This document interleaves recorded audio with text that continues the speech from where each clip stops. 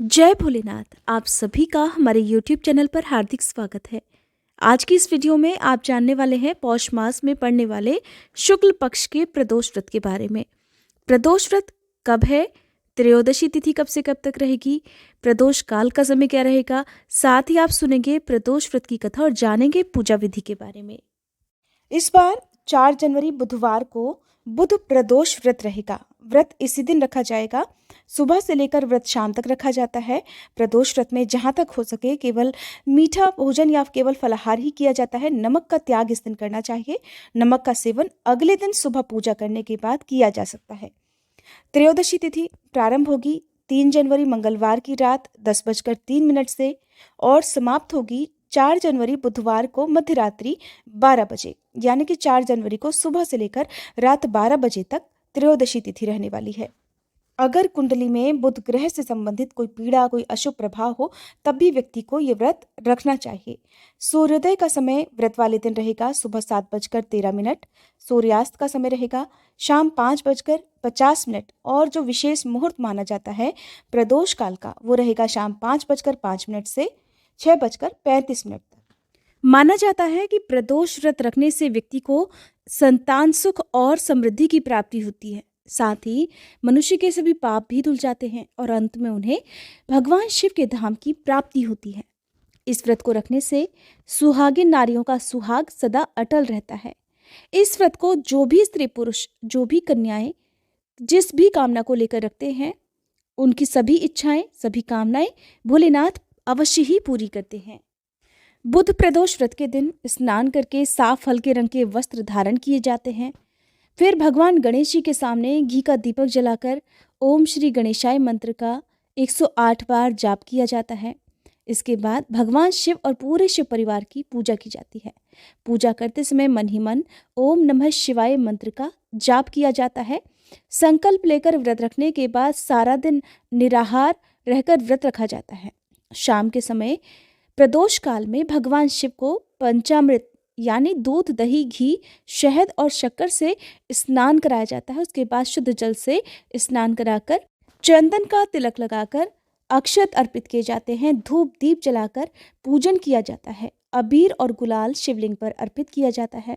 अगर संभव हो तो शाम की पूजा हमेशा शिव मंदिर में जाकर ही करनी चाहिए। शिवलिंग का अभिषेक करना चाहिए। अगर ऐसा संभव ना हो तो घर पर भी भगवान शिव की प्रतिमा या तस्वीर की पूजा की जा सकती है। इस दिन भोग में खास तौर पर अखंडित चावल से बनी खीर का भोग भगवान को लगाया जाता है।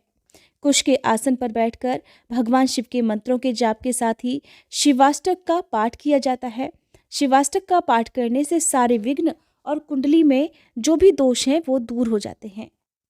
इस दिन आटे का चौमुखी दीपक, जो कि घी का होना चाहिए, शिव मंदिर में जलाने से संतान संबंधी, चाहे वो उनके स्वास्थ्य को लेकर हो, उनके करियर को लेकर हो या फिर किसी भी प्रकार की समस्या हो, वो समस्या दूर हो जाती है। इस दिन बच्चों के स्वास्थ्य की समस्या दूर करने के लिए बीमार और निर्धन बच्चों को दवाई का और वस्त्रों का, मौसम के अनुसार वस्त्रों का दान जरूर करना चाहिए।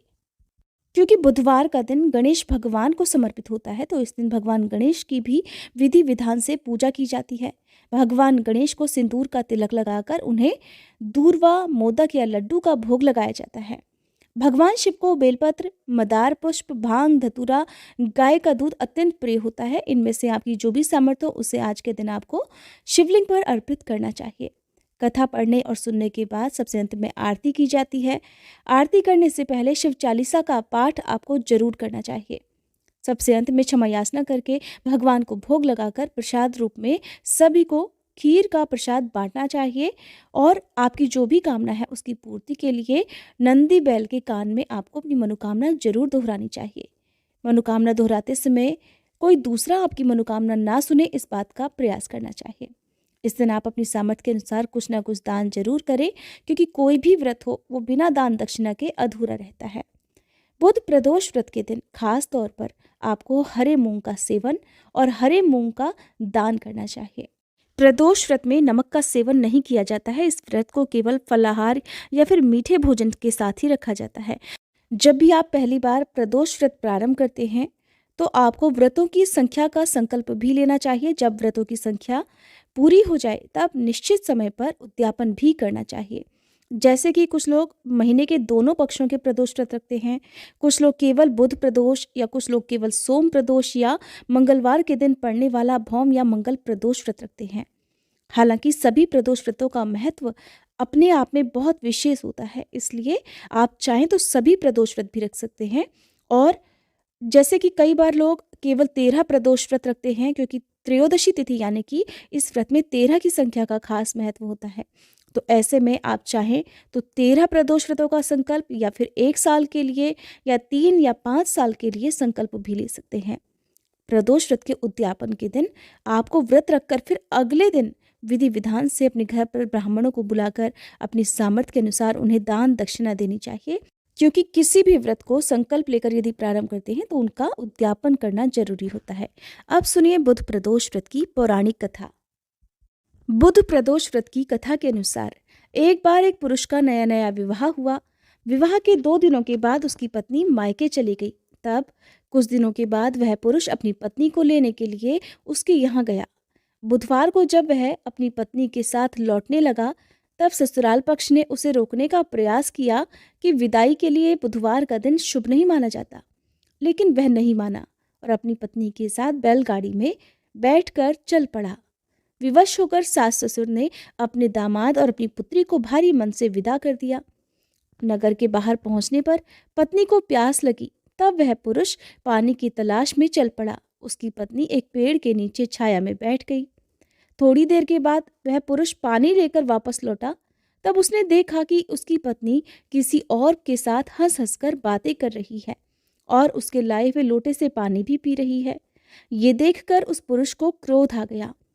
जब वह निकट पहुंचा तो उसके आश्चर्य की कोई सीमा नहीं रही, क्योंकि उस आदमी की शक्ल सूरत बिल्कुल उसी की तरह थी।